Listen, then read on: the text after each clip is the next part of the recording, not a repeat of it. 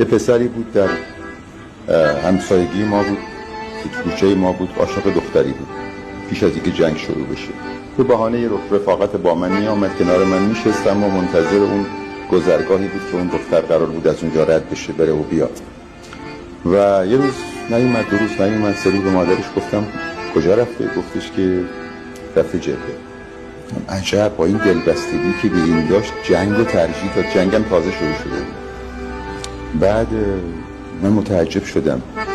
1 سال گذشت، گفتن کشته شده، جنازش هم بین عراق و ایران مونده. من رفته بودم جبهه، 17 سالم شد، رفتم، ما رو رسوندم به یه نقطه‌ای، گفتن یه ماشین میاد چند تا جنازه میاره، شما با اون ماشین برید خط.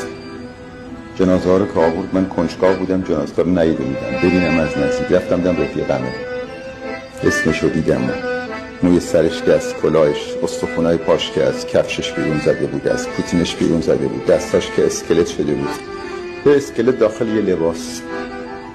این شعر خاموشی لبه هامو یادت هست و من برای این گفتم تو عصر فروردین بی برگشت.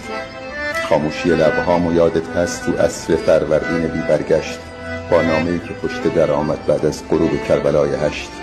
از تو چه پنهان عاشقت بودم، از دل نه از سلول سلولم.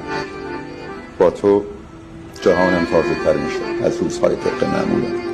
تو زنده تر بودی یه کوچک سال با دامن گلدار کوتاهت. گفتم بمانم با تو، گفتی نه. گفتم خدا، گفتی همراهت.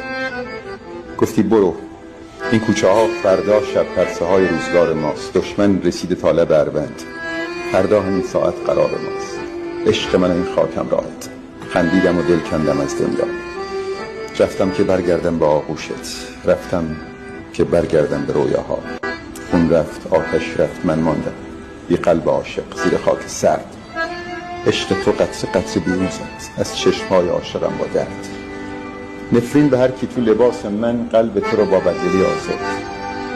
نفرین به دنیایی که خالی شد، نفرین به رویایی که بی من مرد.